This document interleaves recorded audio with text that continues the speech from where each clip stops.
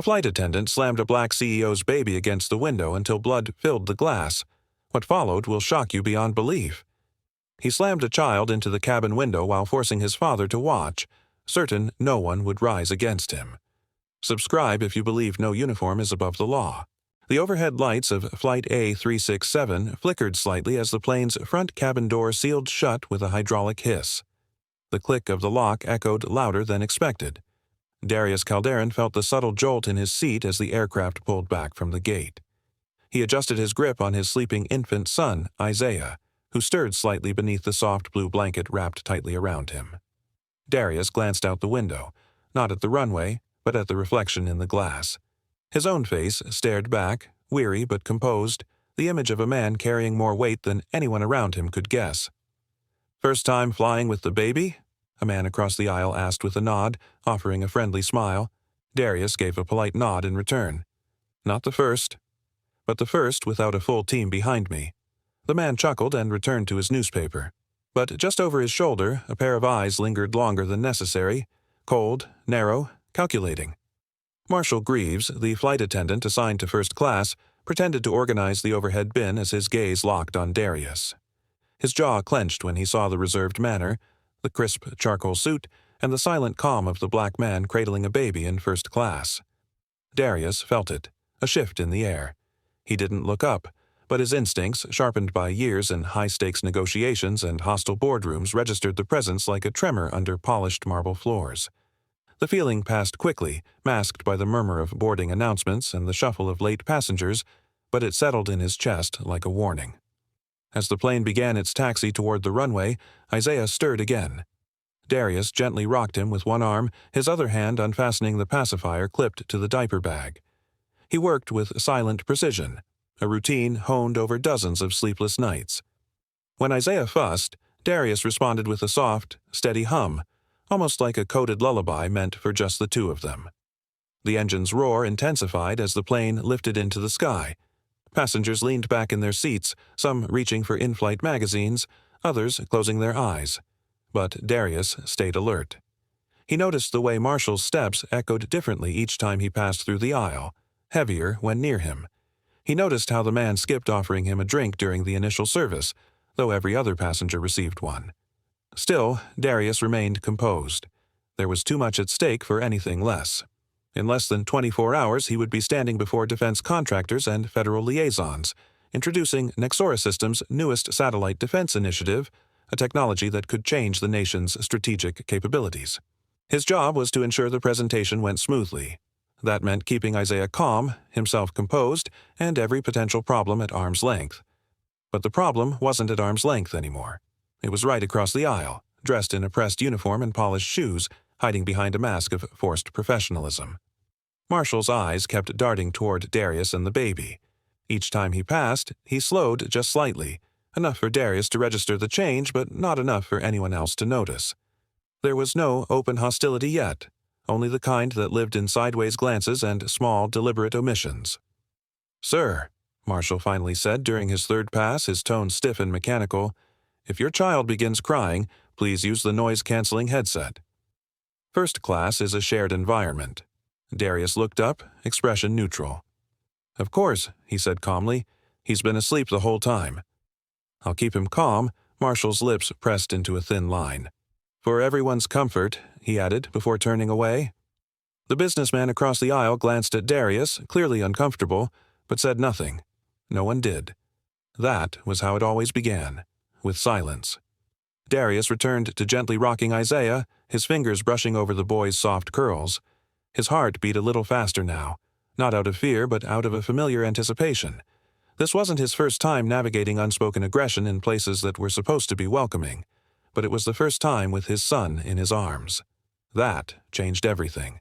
His mind replayed the encounter, searching for signs. Was it random, or was it deliberate? The way Marshall emphasized everyone's comfort. The way he ignored Darius during beverage service. The fact that he hadn't checked the baby's seatbelt harness like he had with every other passenger who had an infant. It was a pattern, subtle but undeniable. And patterns, Darius knew, were the blueprint of motive. From the far end of the cabin, Marshall pretended to adjust a curtain divider, but his eyes returned to Darius once more. This time, he didn't bother to look away quickly. Something inside Darius locked into place. He pressed his lips to Isaiah's forehead and whispered, "We're okay." But even as he said it, a sense of unease spread in his chest. It wasn't just about rude service or quiet hostility anymore. There was a sharpness in Marshall's body language now, an agitation beneath the surface. And something told Darius that this man wasn't done, not by a long shot. The cabin lights dimmed as the flight settled into cruise. A warm voice came over the intercom, welcoming passengers and promising refreshments soon. People reclined, breathed, relaxed. But Darius remained upright, alert. Outside the window, the clouds parted, revealing a serene stretch of blue sky. Peaceful, uninterrupted. Yet deep in Darius's gut, he knew that peace was an illusion, thin as glass and just as easy to shatter. He held Isaiah closer, feeling the boy's heartbeat against his own. Then, from the galley behind the curtain, he heard a tray drop. It wasn't the sound that worried him. It was the silence that followed, and the way the curtain shifted. He didn't know what was coming, but he knew it was coming. Sometimes the first step into calm skies hides a storm no radar can see. As the cabin lights dimmed slightly and the soft hum of cruising altitude settled in, Marshall Greaves moved down the aisle with calculated purpose. His polished shoes tapped steadily against the carpet as he neared seat 3A, his posture rigid, his jaw clenched tight. He paused at Darius Calderon's row, pretending to inspect seatbelt buckles. "Your child needs to be quiet, sir," he said coldly, not looking directly at the baby, but drilling his gaze into Darius like a blade. His voice was controlled, but not neutral. It carried the clipped precision of a man who wanted to wound without raising his voice. Darius looked up, momentarily caught off guard. Isaiah, wrapped snugly in his soft blue blanket, had let out a few fussing whimpers, nothing loud enough to disturb the cabin. The baby's face was scrunched, not crying but clearly reacting to the pressure in his ears. Darius gently adjusted the blanket, then lifted Isaiah slightly to soothe him against his chest. "He's just adjusting to the altitude," Darius replied evenly, his voice calm but edged with polite firmness. "It'll pass in a few minutes." Marshall didn't respond immediately. Instead, he stood a second too long, eyes narrowing as he tilted his head slightly, as if weighing something unsaid. The corners of his mouth twitched, not quite a frown, but something darker, suppressed disdain. Darius noticed the subtle shift. Years in high-stakes negotiation rooms had sharpened his ability to read tension, not just in words, but in micro-expressions, in breath held too long, in fingers twitching just once. Marshall muttered under his breath, low enough that only Darius could hear it. "Always think you deserve special treatment." Darius didn't react, not outwardly. He adjusted Isaiah again, gently patting the baby's back, but his thoughts sharpened like glass beneath pressure. He had dealt with bias dressed as civility before. Sometimes it came in the form of overlooked handshakes at board meetings, sometimes in double-checked credentials at security gates. And now it wore the uniform of a flight attendant, standing too close, speaking too sharply, lingering with no reason to linger. A few passengers across the aisle looked over, sensing something off but choosing the safety of silence. One man shifted awkwardly in his seat, briefly locking eyes with Darius before glancing away. Another flipped through a magazine, pretending distraction. The mood was subtle but undeniable. People felt the tension but didn't want to invite it. "Is there anything else you need, sir?" Darius asked, tilting his head up slightly, voice still calm. It wasn't a question of need, it was a boundary drawn. Quietly, but firmly. Marshall took a step back, but his expression didn't shift. "Just doing my job," he muttered, his tone biting now, then turned sharply and moved down the aisle. Darius watched him go, every instinct alert. He wasn't overreacting. He'd been around long enough to know when discomfort crossed into danger. Isaiah let out a soft sigh, nuzzling against his chest, and Darius kissed the boy's forehead gently. His objective remained unchanged. Arrive safely, with his son unharmed. But that goal, once simple, now seemed like a mission caught in crosshairs. He leaned back in his seat, adjusting the seatbelt that cradled them both, scanning the cabin. Marshall stood by the galley, speaking to another attendant, a stocky man with light hair and a tired expression, then glanced back briefly, eyes flicking toward Darius with a look that tried to mask contempt as duty. The air felt thicker now, charged with something invisible but unmistakable. Not fear, not yet, but the kind of alertness that lives just beneath the skin. Darius wasn't scared, he was preparing, the same way he had before every critical pitch or hostile acquisition, the same way he had before facing those who smiled in meetings but cut behind closed doors. He reached for Isaiah's pacifier and gently placed it near the baby's lips. Isaiah latched on with a quiet sigh, settling briefly. The motion steadied Darius too, but his mind was racing. He considered pressing the call button, asking for the lead attendant, or even moving to another seat, but every option carried weight. A misstep could escalate things. He needed leverage, not panic, observation, not confrontation. As turbulence gently rocked the cabin, Darius adjusted the baby's blanket one more time. He felt Marshall's eyes from across the aisle, watching, waiting, lingering. He had no proof yet, no evidence to act upon, only instincts, and they were screaming. The faintest look can whisper louder than any shout. Darius rose slowly from his seat, cradling Isaiah against his shoulder as the baby's cries grew sharper, echoing through the narrow cabin. The cabin lights had dimmed moments ago for beverage service, but the tension that now charged the air felt brighter than anything above. He moved with deliberate care, attempting to step into the aisle to rock his son gently. Motion often helped soothe Isaiah when pressure in his ears became too much. But before he could take a full step, Marshal Greaves appeared from the galley, blocking his path like a drawn curtain. The flight attendant's arms were rigid, his stance wide and his expression unreadable, at least to anyone who hadn't lived through the subtle cruelties of power dressed as protocol. "Sit down," Marshal barked, his voice a sharp crack in the low hum of the plane. Darius paused, his grip tightening on Isaiah's swaddled form. He spoke softly but firmly. "He's just reacting to the pressure." A quick walk usually calms him down. Marshall didn't budge. If anything, he leaned in closer, a dark shadow falling across his brow. His voice dropped to a private tone, the kind meant to intimidate without being heard. "Control your child, or I will." The words were acid in Darius's ears. He blinked slowly, locking eyes with Marshall. The surrounding passengers, some who had smiled at him during boarding, now looked away. One man pretended to examine his safety card. A younger man across the aisle plugged in his earbuds, face flushed. A middle-aged passenger pressed his fingers to his temples like the crying baby was a migraine made flesh. No one said a word. The silence was not peaceful. It was heavy, complicit, a curtain pulled over the discomfort of others' suffering. Darius's jaw clenched, and a dull ache pulsed beneath his temple. His instincts screamed that this wasn't a routine interaction. Marshall's body language was too stiff, his eyes too eager. There was something in the way his hands hovered, fingers twitching near his waist, that reminded Darius of men who had once sat across negotiating tables, feigning patience while plotting sabotage. But this wasn't a deal gone wrong or a corporate ambush. This was his child, his son. And the threat wasn't veiled, it stood inches from his face, dressed in uniform, shielded by protocol. Without a word, Darius slowly stepped back and returned to his seat. His suit creased as he lowered himself into the leather, but his mind didn't settle. He rocked Isaiah gently, murmuring to him, trying to mask the sudden burn in his throat with calm hums.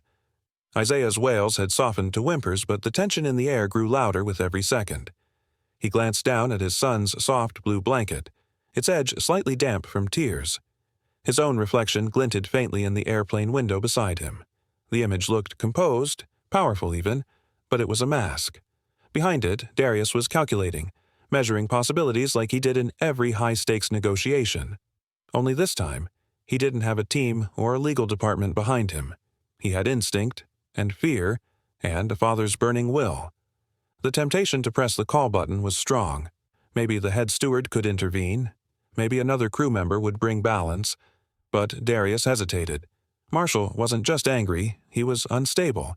And worse, he was protected by passengers' silence, a uniform, and the sterile formality of airline protocol. If Darius made the wrong move, it wouldn't just be dismissed, it would be weaponized against him. Marshall stood a few feet away now, facing the galley again, hands behind his back like a soldier at ease. But Darius didn't believe the performance. Not anymore. There was too much venom in his words, too much darkness in his smirk. From the corner of his eye, Darius saw a man across the aisle shift uncomfortably, sneaking glances between his phone and the scene that had just unfolded. But the moment passed. The screen returned to brightness, and the bystander returned to digital refuge. Darius rocked Isaiah again, heart pounding harder now. He could feel a shift, not just in Marshall, but in the atmosphere of the flight. It was subtle, like the way humidity builds before a storm. Passengers weren't just uncomfortable, they were afraid. But not for Darius. Not for his baby. They were afraid of disruption, afraid of getting involved, afraid of what it would mean if they acknowledged the truth they'd just witnessed. And Marshall was counting on that. Darius knew this kind of man, the kind who let envy fester until it became justification, the kind who believed civility was owed only to people who looked like him. In the boardroom, Darius had been underestimated, mocked, sidestepped, always before delivering the knockout pitch that changed everything. But here, he didn't have a presentation. He had a baby in his arms, and an enemy with a name tag and a smirk. He whispered softly to Isaiah, not just to calm him, but to steady himself. "We're okay," he said. "We're going to be okay." But the words weren't magic. The feeling of danger didn't fade. It grew deeper, quieter, more poisonous. Marshall glanced back once, and their eyes locked again. A flicker passed between them. Recognition, maybe. The predator seeing the man who wouldn't flinch. And Darius knew then. This wasn't over. This was just beginning. And yet no one else on the plane seemed to sense the gravity. That was the cruelest part. The dramatic irony wrapped around Darius like a second skin. He was the only one who saw the storm brewing in plain sight. To the others, it was turbulence in a bottle-fed child. But to him, it was the gathering of something far more dangerous. Something that wouldn't be solved by seatbelt signs or polite apologies. He could feel it pressing in, just beneath the hum of the engines, just behind the silence of the bystanders. Some storms are seen only by the man standing in the eye. Marshall moved quickly. One moment, he was holding a tray like every other professional flight attendant.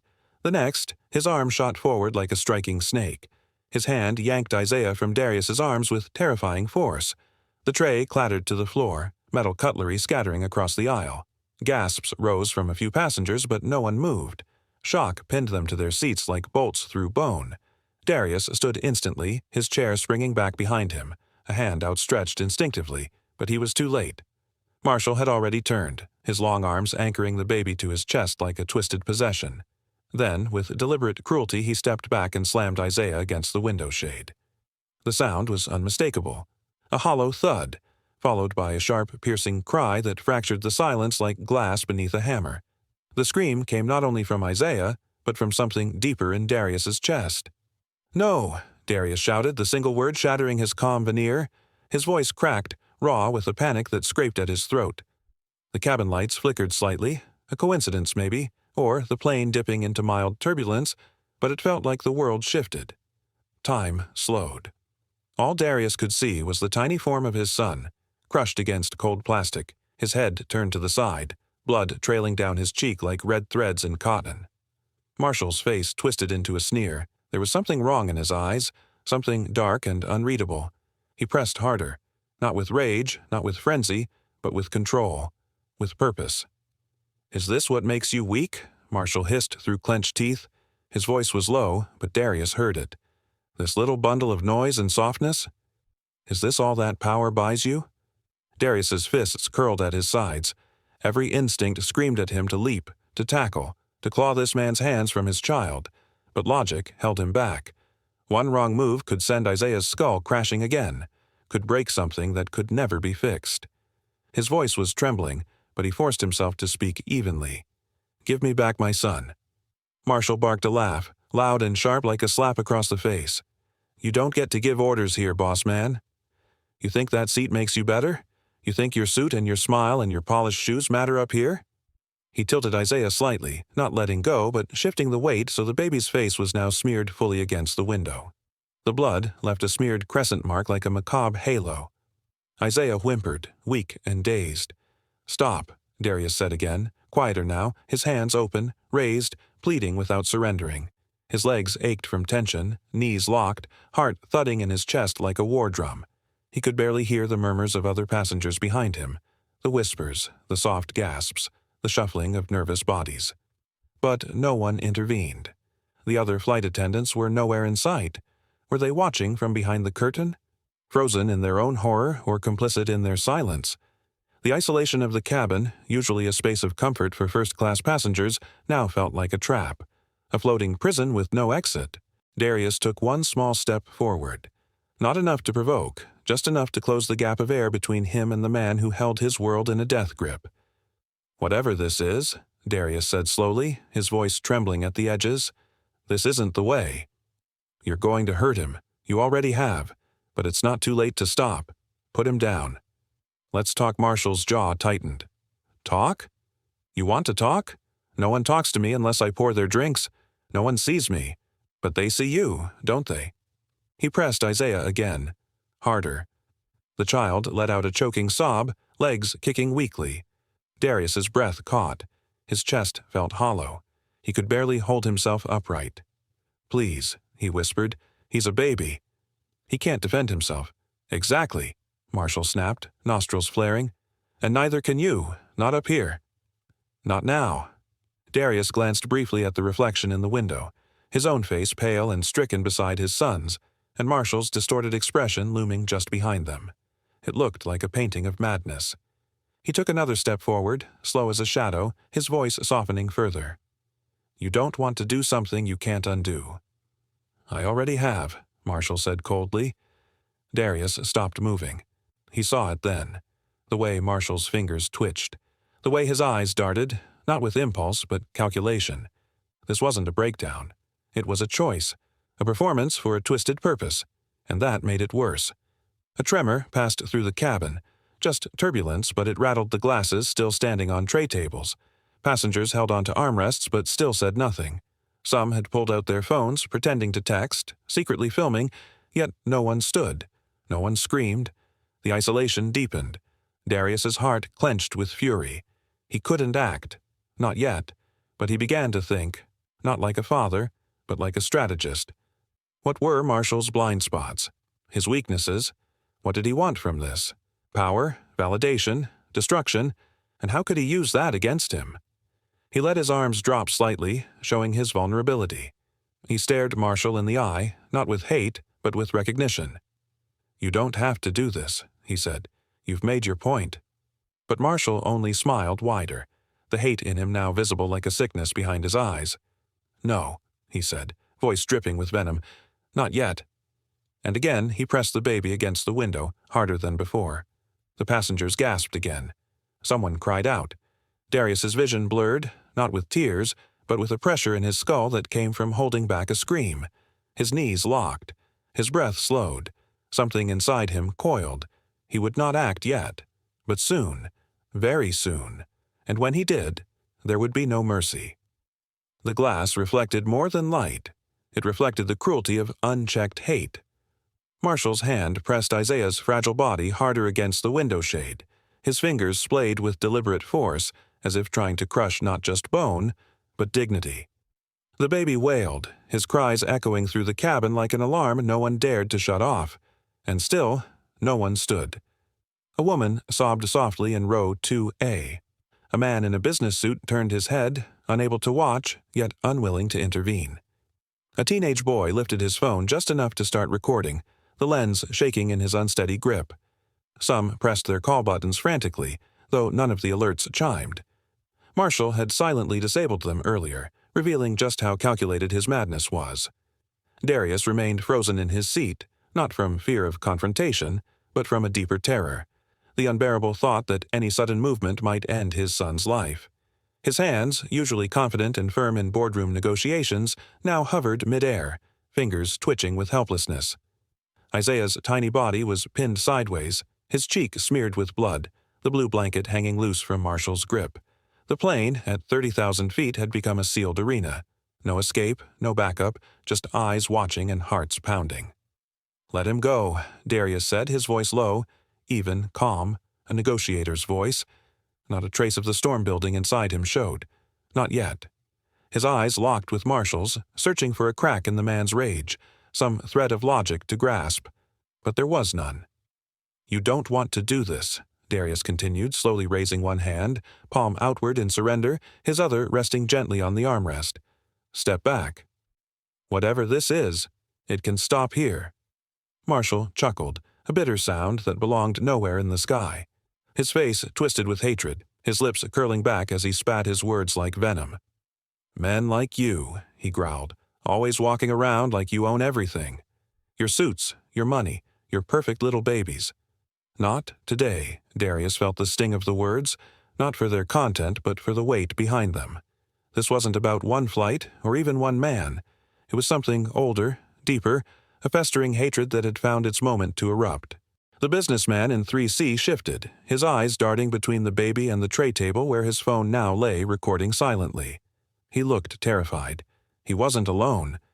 Around them, fear had paralyzed the cabin. Mouths hung open, breaths were held, but no one moved to stop the unfolding horror.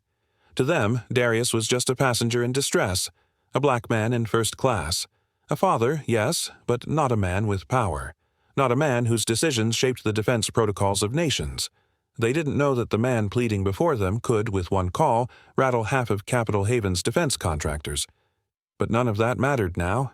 None of it could save his son from the grip of a madman. He had to think not like a father, but like a tactician.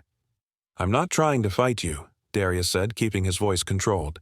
"Whatever you're angry about, don't take it out on a child. This ends with you walking away. That's your only chance now." Marshall's grip tightened. "Your kind never listens," he hissed, "always so smug. I've served your type too many times, always acting like we're here to worship you." Darius inhaled slowly, his heartbeat hammering in his ears. He couldn't let rage win. Not now. Rage was the trap. Rage would cause a misstep. He looked down just briefly, just enough to notice Isaiah's foot twitch, to see his son was still conscious, still breathing. That spark of life grounded him. Strategy mattered more than strength, timing more than power. He had learned that in countless negotiations. And now, his most critical negotiation yet was unfolding in the narrow aisle of a commercial airplane. "Isaiah's just a baby," Darius said gently. "He didn't cause this. Don't make this worse." But Marshall had stopped listening. His mind had closed to logic, and his ears heard only the drums of hatred that beat inside his chest. He whispered something cruel under his breath and leaned in closer to the window, pressing Isaiah's head harder. A cry escaped the child, sharper this time, piercing. A few passengers flinched. A man, 2 rows back, began to rise, but his wife pulled him down with trembling fingers. Still, no one truly acted. And Darius realized no one was coming. No hero was stepping in. It was up to him, but not yet, not recklessly. He had to wait for the right opening, one blink, one shift in Marshall's balance, one sign that the madness had reached its peak and would tip into weakness. His hands lowered slowly to his lap, signaling submission, though every muscle in his body burned to lunge forward. "You win," Darius said at last, his voice soft, submissive. "I'll sit." Marshall blinked, surprised. The tone, the shift. It disarmed him. And that was the point. This wasn't surrender. This was misdirection. A bait laid by a master tactician playing for the one moment that mattered most. Around him, the silence resumed. Phones kept recording, passengers kept whispering, and Marshall, believing his control complete, sneered in triumph. But dramatic irony hung thick in the cabin. The hunter believed himself victorious, unaware that his prey had already set the trap. The deadliest blade is not rage, it is patience honed to a point. Marshall's hand pressed tighter against Isaiah's fragile back, pinning the baby's head to the stiff curve of the window shade. The child's tiny whimpers filled the space between the gasps of horrified passengers, each second stretching like a blade drawn slow. Darius stood motionless in the aisle, his fists balled at his sides, breath shallow, eyes locked on his son's trembling form. His legs screamed to move, to strike, to end this madness, but his mind, honed through decades of calculated negotiations and risk assessments, screamed louder. "Don't do it," he murmured, not to Marshall, but to himself. Isaiah's blood stained the inside of the plastic window now.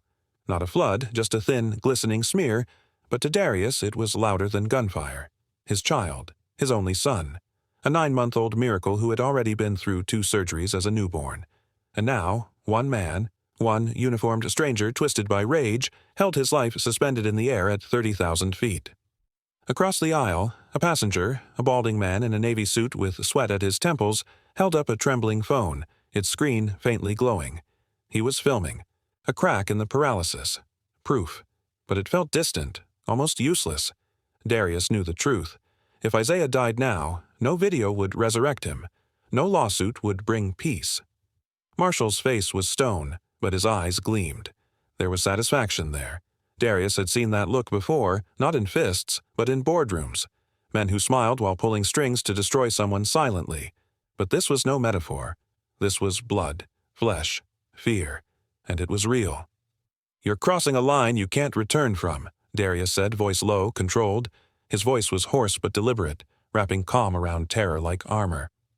"Let my son go." Marshall's smirk widened. "You think words fix everything?" he muttered.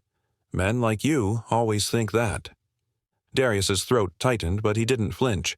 His hands lowered slightly, slowly, as if surrendering. But in truth, he was gathering himself. He couldn't risk a sudden move. One jolt could snap Isaiah's neck against that hard pane of plastic and metal. One wrong step, and the noise in his world would be silence forever. He scanned the cabin. No attendants in sight, no alerts sounding. Just quiet panic and murmurs like the cabin itself was afraid. The passengers were watching, yes, but watching was not acting. Their eyes darted between Marshall and Darius, waiting for someone else to take control. The same paralyzing fear that Darius had negotiated out of countless boardrooms now hung like a fog over 30 rows of seats. Then Darius noticed something that made his stomach drop lower. The crew call lights weren't glowing. Not a single one. His eyes flicked upward, confirming it. The alerts had been disabled. That wasn't standard. That wasn't just malice.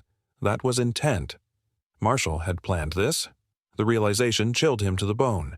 This wasn't a man who snapped from pressure. This was a man who had waited for the right moment. A man with buried bitterness. A man who saw Isaiah not as a child, but as a symbol of something he hated. Darius swallowed, tasting metal on his tongue. "Look at me," he said, steadying his voice, anchoring it in something deeper than panic. "Not at him." At me, Marshall's gaze flicked down for the briefest second, acknowledging the challenge. "You're making a mistake," Darius continued. "This, whatever this is, it doesn't end with you in control. Step back now, and we can talk. That's still an option." The words hung in the air, soft but dangerous. Darius had spent his life mastering the art of strategy, of using words not as shields, but as daggers. And now, each sentence was a scalpel aimed at the unstable man before him. But Marshall wasn't moved. He sneered again, shifting slightly, tightening his grip on Isaiah's small torso. "I've seen your type," Marshall hissed.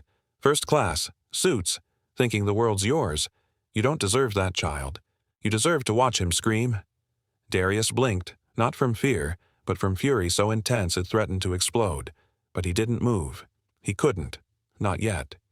He glanced again at the businessman with the phone. The man nodded, barely, but it was enough. A silent alliance had formed. Darius had eyes. He had proof. But proof meant nothing if blood spilled again. And then, another shift, Marshall's free hand twitched. The one not gripping Isaiah. It hovered over his own belt, fiddling with something. No, disabling something else. Darius squinted. It was the air marshal call button on the crew panel near the galley bulkhead. A new level of dread pulsed through him. This wasn't just rage. This was sabotage. Darius forced himself to breathe. He knew now that logic wouldn't work. This wasn't a negotiation. It was containment. A bomb ticking in human skin. He needed a plan. But plans took time, and time was bleeding from Isaiah's forehead. "Listen," Darius said again, softer now, like a whisper meant for just the two of them. "I'm not your enemy. But I am a father, and I swear to you, if you hurt him again, I won't stop. Not here. Not after landing. Not ever." Marshall didn't reply. His jaw worked, chewing the inside of his cheek. He looked down at the baby again, and in that gaze, Darius saw something unhinged. Not just hatred, delusion, a need to dominate, to break something innocent because it couldn't fight back. The silence in the cabin became deafening. Even the engines seemed to hush. Darius took a tiny step forward. A risk. He couldn't help it. Isaiah whimpered louder, his little arm twitching beneath Marshall's grip. Marshall's eyes darted up. "Another step," he growled. and I'll make sure he never cries again." Darius stopped instantly, chest burning. He couldn't breathe, but he couldn't break. His voice dropped to a level so low only Marshall could hear. "You're afraid," he said. "Not of me. Of what happens when this ends. You know you're not walking away from this, so you're trying to make it count. But hurting him won't give you peace. It'll make sure the only thing left of you is a legacy of failure." Marshall's nostrils flared. The words hit something. For a moment, the tension quivered, like a glass just before it shatters. Darius stared into Marshall's eyes, unmoving, unblinking. And then he knew. This wouldn't end with words. The moment was coming. He could feel it in his bones. And when it came, it had to be fast. Precise. Because patience alone would not be enough.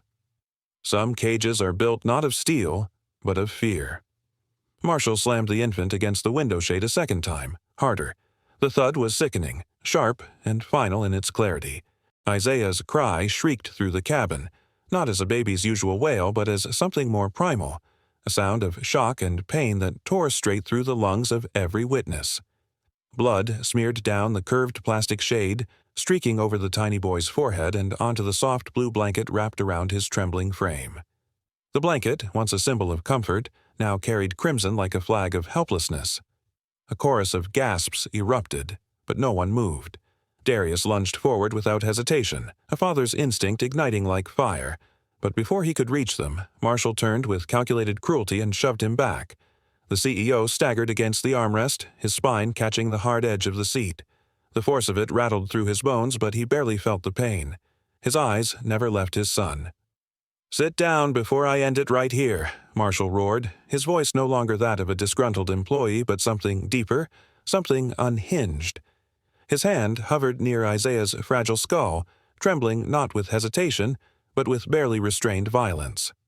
The cabin was silent except for Isaiah's piercing cries. No one dared to intervene. Some passengers had risen halfway from their seats but faltered, frozen in a terrible dance of fear and disbelief. A few reached for call buttons, futile now. Others reached for their phones under trembling jackets. But no one moved toward Marshall. No one moved toward the baby. Darius's chest heaved with restrained rage, each breath tasting of metal and helplessness. His entire body screamed for action. But action, he realized, was not what would save Isaiah. Not here. Not now. His mind began to separate from the fear, from the chaos, snapping into cold calculation like a switch being flipped in a war room. He looked at his son. The blood, the screaming, the tiny fists curled in panic. He could not afford a misstep. If he tackled Marshall now, Isaiah's head might strike the window again. That would be the end. He had seen what blunt trauma could do to a child's soft skull. His firm, corporate mind raced through possibilities like strategic options on a crisis board. None led to victory, not without risk to his son's life. Instead, he lowered his voice. His entire posture changed. He raised both hands, palms open, body sinking slowly back into the seat like a man surrendering not just a fight, but his very pride. His face shifted from fury to desperation, controlled, precise, performed. "Please," he said, his voice barely above the hum of the engines. "Don't hurt him. You win."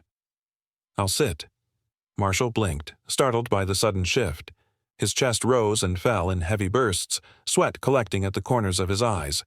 For a brief moment he seemed disoriented by the compliance. Darius held the pose, every muscle in his body taut beneath the suit. The pain in his back pulsed, but he ignored it. The blood on Isaiah's face glistened in the low cabin light. And Marshall, the man who had inflicted it, now believed he had triumphed. Marshall's lips curled into a sneer. "That's more like it," he muttered, his voice thick with contempt. "Men like you always think they're untouchable. But up here, you're just another passenger." The dramatic irony clawed at Darius's insides. He wanted to scream the truth, that a single call from him could mobilize legal teams, media blitzes, even government inquiries, that his company protected satellites, defense grids, and sensitive borders, that he had more influence than this man could fathom. But influence didn't matter now. None of it did. Not while his son was in the grip of a man who hated him more for the way he held his child than for any boardroom victory.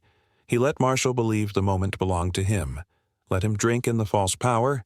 It was the bait. And Marshall swallowed it whole. Behind Darius, he could feel movement, someone fumbling with a phone. He caught a brief reflection in the metal armrest. The man across the aisle was still filming. Good. Witnesses were everything. The ache in Darius's chest deepened as he watched Isaiah sob, writhing weakly against the pressure of the man's cruel grip. He would never forget this sight. But he also knew this moment would not be the end. No, this was the coiling before the strike, the silence before the storm's second surge. He was not defeated. He was watching, calculating, measuring every breath Marshall took. This was not surrender. This was strategy. And Marshall, blind to the trap he had just walked into, turned his gaze away from Darius, just for a second, to bark threats at a few whispering passengers. In that tiny shift of attention, Darius saw it. The crack, the fracture in control. It wasn't time yet, but it would be. He exhaled slowly and lowered his head. When the hunter laughs loudest, his shadow is already shrinking. He thought humiliating a black CEO by attacking his baby mid-flight would go unanswered, but justice doesn't stay silent. If you believe every act of cruelty must be answered, hit subscribe. Justice starts here. Marshall's hand jerked upward as he waved the nearby passengers back, his voice slicing through the cabin like a knife. "Sit down." "All of you, not another step," he shouted, eyes wide with rage, lips curled in disgust. In that single motion, his left hand lifting from Isaiah's small, fragile body, Darius saw the moment he had been waiting for. It wasn't just a lapse in control. It was a crack in the storm. Without hesitation, Darius lunged. 3 rows back, the abandoned service cart stood as if summoned by fate. Its metallic frame shimmered faintly beneath the cabin lights, forgotten by the crew but remembered by Darius with the precision of a strategist. He moved fast, his shoes scraping against the aisle carpet as he lunged sideways and grabbed the cart's cold, hard handle. Muscles tensed, vision narrowed, and his heart pounded with a rhythm that echoed in his ears like a war drum. He didn't shout, he didn't warn, he just struck. The cart exploded forward with a brutal screech, the wheels clattering against the floor as it hurtled toward Marshall's exposed side. The flight attendant saw it too late. His smirk faltered, confusion flashing across his face just before impact. The cart slammed into his ribs with a sickening thud. Marshall cried out, stumbling sideways. His grip on Isaiah loosened instantly, the control he'd clung to vanishing in a blink. The baby's body tumbled from his arms, not violently, but suddenly, and Darius was already there, arms outstretched, catching his son before the boy hit the ground. He pulled Isaiah close, cradling him with trembling hands, feeling the blood-soaked blanket against his chest and the tiny, terrified sobs that spilled from the baby's lips. For a moment, the world paused. Passengers gasped in unison, some clapping hands over mouths, others backing away in stunned silence. The only sound was the gentle whimpering of Isaiah and the dull groan of Marshall as he staggered against the side wall, clutching his ribs. Darius didn't move right away. His mind raced even as his arms remained firm around his son. Isaiah was breathing, crying, still alive. That was all that mattered. But this wasn't over. Not yet. Across the aisle, the businessman with the phone, his name unknown, his fear visible, stood now, shaking but resolute. He continued to record, lips pressed into a thin line, eyes darting between Marshall and Darius. Their earlier glance had not been a mistake. It had been a contract of courage sealed without words. Darius slowly shifted his stance, one foot sliding back for balance. His breathing was labored, but controlled. Every nerve screamed for him to run, to shield Isaiah, to find safety. But there was no safety here, only choices. And the next choice would define everything that followed. Marshall straightened, his face now twisted with a mixture of pain and humiliation. His nostrils flared. He clutched his side with one hand, the other grasping at the seatbacks as he fought to stand tall. His eyes locked on Darius and Isaiah, and something deeper than anger flared within him, something bitter and old, festering in the corners of his soul. "You think that's enough?" Marshall hissed through clenched teeth. "You think that's all it takes?" His voice cracked slightly, but the venom remained. Passengers stayed frozen. No crew stepped forward. No one dared intervene. Darius tightened his hold on Isaiah, tucking the child's head beneath his chin. The baby's tears wet the collar of his shirt, and the small body trembled in his arms. Darius's jaw clenched as he stared down his opponent. He didn't respond, not yet. This wasn't a moment for words. Marshall took a step forward, limping slightly but clearly unshaken in his resolve. The bruise already forming on his temple only added to the chaos reflected in his eyes. "You think they'll believe you," he sneered, his voice rising. "You think anyone cares what you say happened up here?" Behind him, the aisle lights flickered faintly, casting long shadows across the floor. The passengers sat still, watching as if afraid the wrong breath might set the whole cabin ablaze. The businessman lowered his phone for a second, then raised it again, whispering something to himself. A prayer, maybe, or a name. Darius's gaze swept the cabin one last time. The terrain of war was different here. No courtroom, no boardroom, just narrow aisles, terrified eyes, and the weight of survival pressing against every rib. He stepped back, rocking Isaiah gently in his arms. He didn't need to answer Marshall. Not now, not yet. The strike had been made. The tables were shifting. And in that moment of shattered stillness, with the baby safe once more and rage wounded but not defeated, the cabin braced for what would come next. In the storm's heart, lightning strikes when silence breaks. The glass came first. Shards caught the light for a split second before Marshall lunged forward, the jagged piece clenched in his hand like a weapon from a broken world. The air in the cabin thickened, time stretching unbearably thin. Darius didn't have the luxury of hesitation. He dropped into a crouch with pure instinct, curling his body tightly around Isaiah. The infant wailed, his small fists gripping the collar of Darius's bloodied shirt.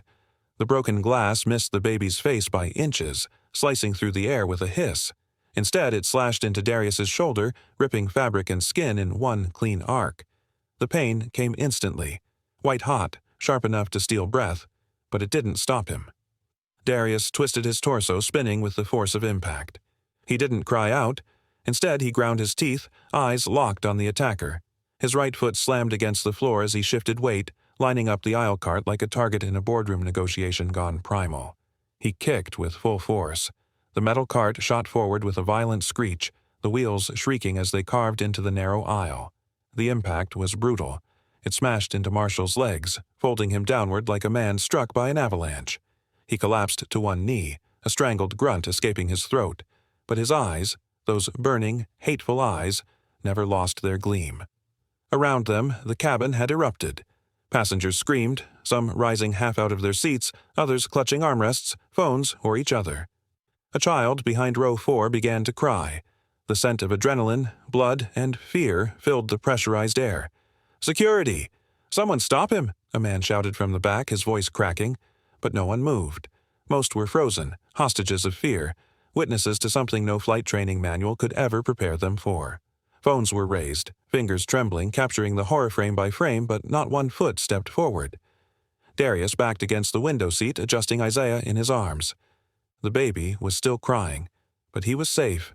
Safe for now. Darius's own breath came shallow. Blood soaked through his suit jacket from the gash on his shoulder, warm and sticky, but it didn't distract him. His eyes locked on Marshall, calculating his next move. He glanced quickly at the businessman who had been recording everything, the same one who had silently signaled him earlier. The man's face was pale, but his hand was steady, phone tilted at the perfect angle. Darius gave the smallest nod. "Keep filming. This can't be buried." Marshall tried to stand again, gripping the drink cart for support. His leg buckled and he collapsed back to one knee, panting like a wounded animal. But his hand was still wrapped tightly around the shard of glass, stained with Darius's blood. "You think you can just walk in here like you own the world?" Marshall spat, his voice cracking under pressure. "Not this time." Darius didn't answer. Words would only feed him. He held Isaiah tighter, the baby's face pressed into the side of his neck, muffled sobs still coming in short bursts. The lights overhead flickered slightly, a reminder that they were still thousands of feet above the earth. The captain had yet to emerge. The other flight attendants had vanished, either hiding, stunned, or silently complicit. Darius's world had narrowed to one aisle, one man, one mission. He had survived hostile takeovers, cyber attacks, and federal audits. He had stood across from men who tried to steal his company piece by piece, but never had he faced a threat like this, one that wore a uniform, wielded a smile, and snapped like glass. Marshall shuffled sideways, dragging one leg, eyes still locked on Darius. He hadn't given up. If anything, his desperation made him more dangerous. He raised the shard again. Darius exhaled through his nose, grounding himself in the moment. One misstep, and Isaiah suffers. One mistake, and this story is twisted forever. The noise around them blurred, panicked whispers, sobs, and camera shutters blending into white noise. Darius's focus sharpened into something primal. He was no longer a CEO. He was a father standing in front of a threat, one step away from finality. Marshall sneered, lifting the shard higher, preparing for one last strike. Darius didn't blink, because this time, he wasn't just protecting a child, he was preserving truth. He braced for the next assault, mind already mapping the angles, the momentum, the force required to end this. A storm brewed behind his eyes, not of rage, but of strategy. He would not fall. He would not fail. He glanced again at the businessman, locking eyes in silent command. Don't stop filming. Let the world see. Because in the end, it wasn't just about survival. It was about making sure no one would ever silence what really happened in this cabin. Some truths must be written in both blood and light. Marshall staggered back up, limping heavily, but the wildness in his eyes burned brighter than ever. Blood trickled from the corner of his mouth, and his grip on the jagged shard of glass tightened until his knuckles went white. The cabin lights flickered faintly overhead, casting a ghostly hue over the tense scene. Passengers sat frozen in their seats, some holding their breath, others shielding their faces. No one dared move. The air felt thicker now, as if the cabin itself was holding its breath. "You don't belong here," Marshall roared, his voice cracking. "Men like you deserve nothing." The words weren't just hate, they were venom, years of resentment boiling to the surface in one violent spiral. Darius, his back now pressed against the cold bulkhead, didn't flinch. His arms wrapped tightly around Isaiah, whose tiny face was streaked with drying blood, but whose eyes fluttered weakly in a haze of pain and confusion. The infant whimpered faintly, his breath shallow against his father's chest. Darius's mind raced. The emergency exits were too far. The other attendants had vanished toward the cockpit during the earlier chaos, and no one else was stepping in. He was alone with his son, against a man who had lost control of himself, and maybe never had it in the first place. He took a shallow breath, his shoulder throbbing from the earlier blow, and recalled something distant. Those self-defense seminars his security consultant once insisted he attend. Corporate executives, especially those in high-risk sectors, were taught to expect the unexpected. At the time, Darius had scoffed, but now every movement he'd practiced came back to him with razor focus. One principle echoed above the rest. Use your opponent's momentum. Don't meet it head-on. Redirect it. Marshall lunged, shrieking like a man possessed, the glass raised high. Darius waited. His muscles tensed, his grip on Isaiah firm but careful. He didn't move until the very last moment. Then he pivoted. With a sharp twist of his torso, he dropped one shoulder and slammed his elbow directly into Marshall's wrist. A loud crack echoed through the cabin, followed by a howl of pain. The shard flew from Marshall's hand, spinning across the aisle and skidding under a seat. The attacker staggered backward, clutching his fractured wrist, his face contorted in shock. But Darius didn't wait for another opening. Fueled by desperation and instinct, he stepped forward and drove his forehead into Marshall's face with a brutal headbutt. The impact was bone against bone, unforgiving. Marshall stumbled back, his feet tangling in the edge of the service galley. His back slammed into the metal wall with a hollow thud, and then he slid down, breathless, dazed, blood trailing from his nose. Silence returned, thick and full. All eyes were on Darius. He stood in the center aisle, panting, one arm holding Isaiah close, the other dangling at his side, still trembling from the collision. His charcoal suit was torn, streaked with crimson, and his face glistened with sweat. Every passenger stared, not just at what he had done, but at what he had become in those few minutes. A father, a fighter, a storm. He looked around. The man with the phone, yes, still recording, locked eyes with him, nodding slightly, the device steady in his hand. A few seats back, an elderly man lowered his head, whispering a prayer. No one else spoke. No one moved. Isaiah stirred faintly, a soft sound against Darius's chest, grounding him. Marshall didn't get up. His limbs twitched faintly, but his consciousness drifted in and out. For now, the threat was neutralized. But Darius knew better than to assume the battle was won. The others would come. The airline would scramble to protect itself. The story would be twisted, rewritten, spun in boardrooms and public statements. Somewhere, right now, someone was already preparing to call it an unfortunate misunderstanding. But that didn't matter yet. What mattered was Isaiah. What mattered was the truth. And as Darius stood there, bloodied but unbroken, he felt something shift, not just in the cabin, but in the weight of the moment itself. This was no longer a flight, it was a reckoning.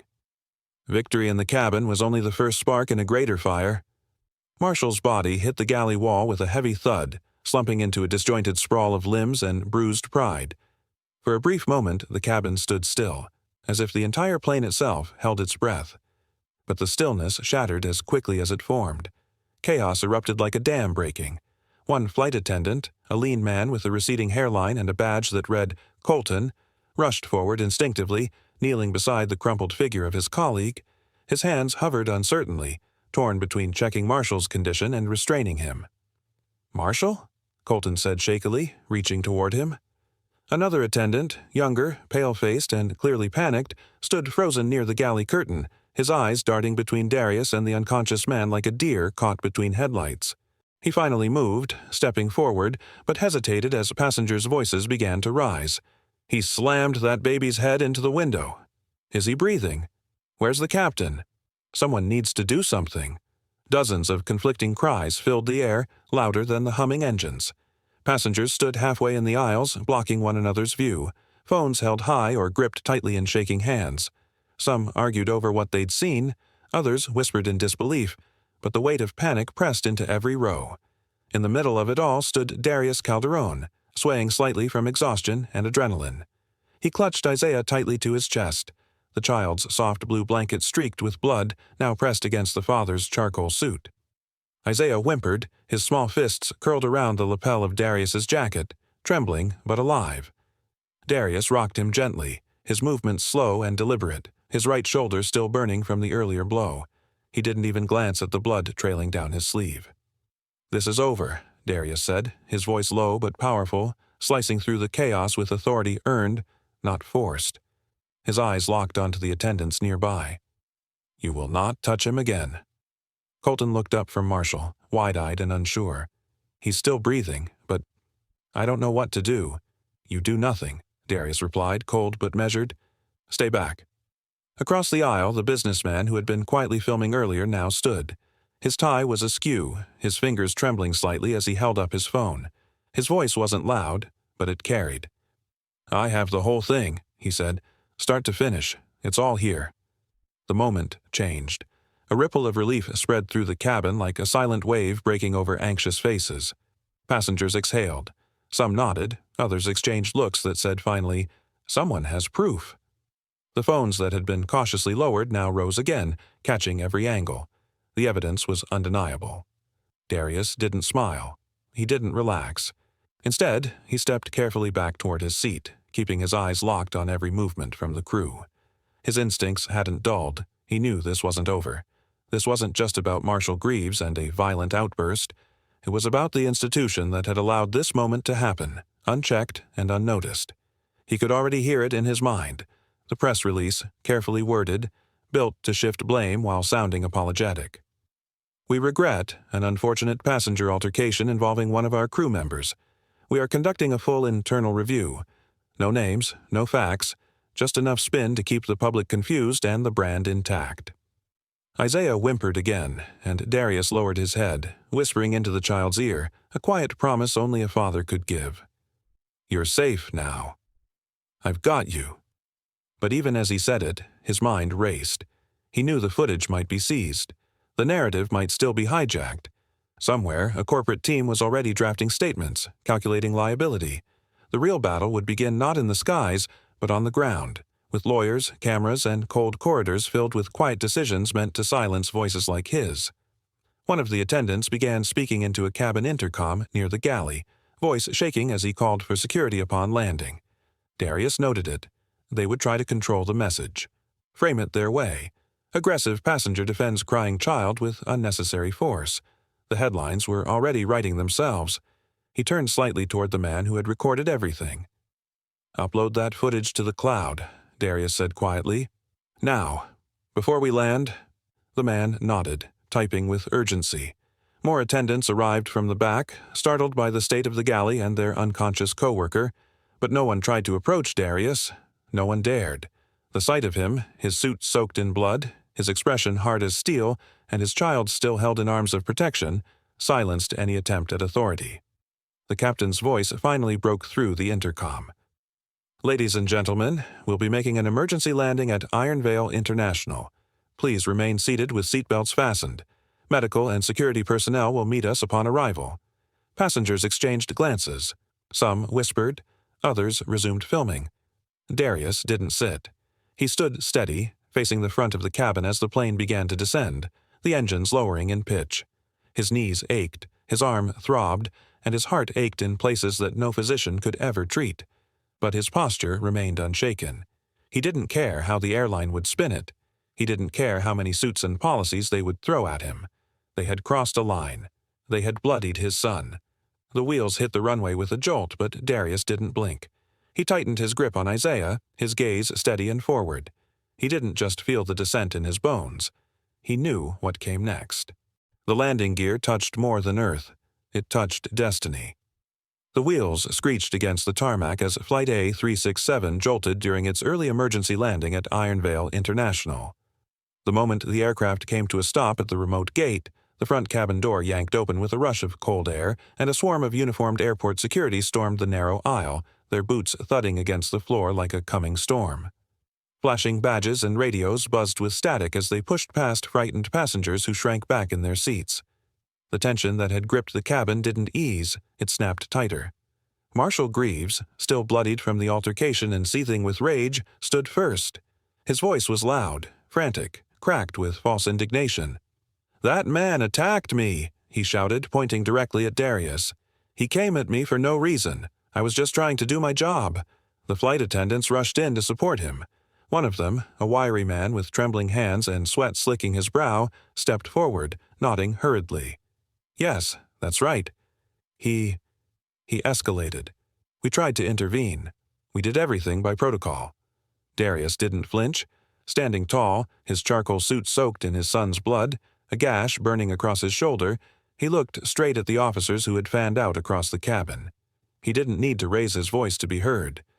"I was forced to defend my son," he said evenly, his tone edged with steel. "Check the recordings."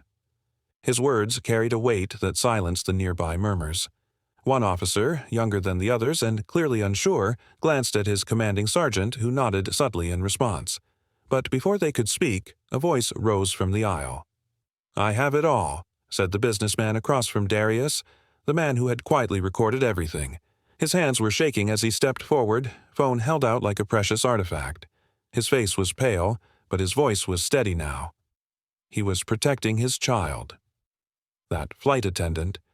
He slammed the baby.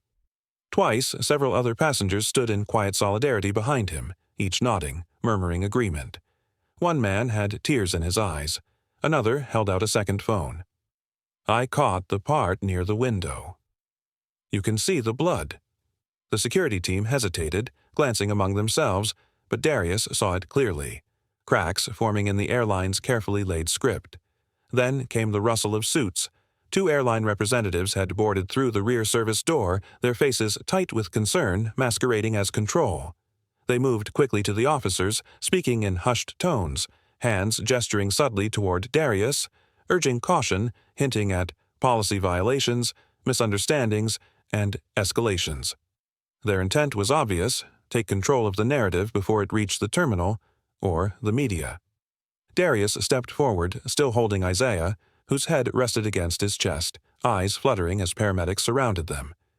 "He needs medical attention now," Darius said, and gently handed his son over to the lead medic, who took the baby with quiet reverence. The airline men whispered faster now, one of them visibly annoyed as more phones appeared, recording from every angle. "Let's not blow this out of proportion," one hissed toward an officer. "We need to handle this internally." "No," Darius interrupted firmly, voice low but unshakable. He turned toward the commanding officer. "This wasn't a scuffle. This was an assault. My son was brutalized in plain view. I have injuries, witnesses, and multiple recordings. If you want to arrest someone," he pointed directly at Marshall, who now sat slumped near the galley, still cradling his fractured wrist and cursing under his breath, You start with him." The silence was stifling. The officer in charge exhaled slowly, nodding. "Restrain the flight attendant," he ordered. Two men moved instantly, cuffs clinking as they fastened around Marshall's wrists. He roared in protest, twisting in vain. "This is a mistake. You don't know who you're messing with."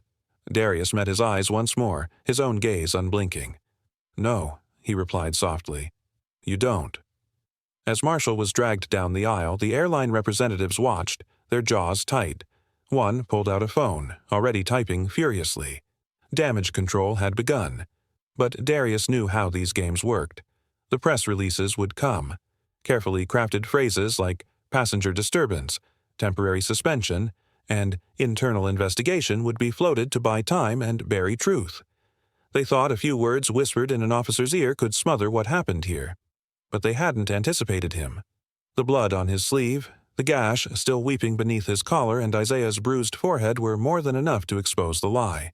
His presence, his story, and the digital proof now in multiple hands had already broken the silence. He didn't need to shout. The world would hear him soon enough. He took a deep breath and looked toward the front of the aircraft where light streamed through the open hatch. Reporters would be waiting. Lawyers, too. His battle wasn't over, not by a long shot, but his footing was firm now. Behind him, as officers collected statements and passengers filed off the plane with quiet murmurs of support, Darius remained still, eyes forward, ready for what came next. Some storms only grow louder when you try to silence the thunder. The video hit the news cycle like a thunderclap. No warning, no filters, just the raw, unedited footage of a flight attendant slamming an infant's head into a window shade. Darius's face twisted with horror. Isaiah's cry, cut short by a sickening thud. The clip, just under 30 seconds, aired across every major network within hours of the flight's emergency landing. And, once it did, the world changed. Reporters flooded the courthouse steps. Cameramen scrambled outside Nexora Systems headquarters. Protesters lined the streets near the airline's main terminal, holding signs that read, "Justice for Isaiah," and "Abuse in the skies must end." Inside the courtroom, Darius Calderon sat silent, his shoulders still bandaged, his suit darker than usual.